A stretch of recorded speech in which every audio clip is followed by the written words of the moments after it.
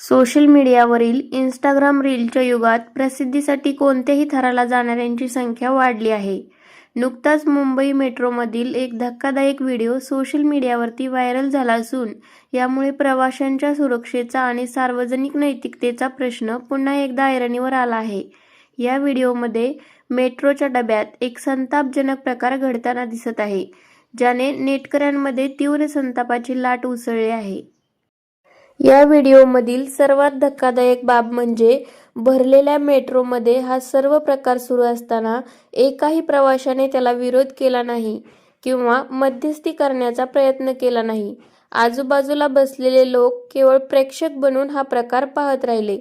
यामुळे शहरी जीवनशैलीतील सार्वजनिक उदासीनता पुन्हा एकदा स्पष्टपणे दिसून आली आहे. आपल्याला काय त्याचे ही वृत्ती सुरक्षित प्रवासासाठी घातक ठरत असल्याची टीका आता होत आहे. हा व्हिडिओ व्हायरल झाल्यानंतर सोशल मीडियावर चर्चांना उधाण आले आहे.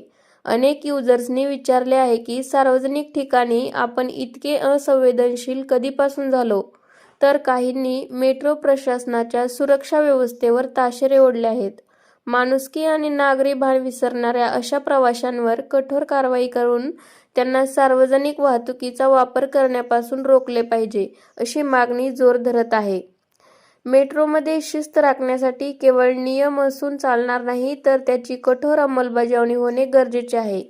प्रवाशांनीही केवळ कॅमेरामन न बनता चुकीच्या गोष्टींना वेळीच विरोध करण्याची गरज आहे.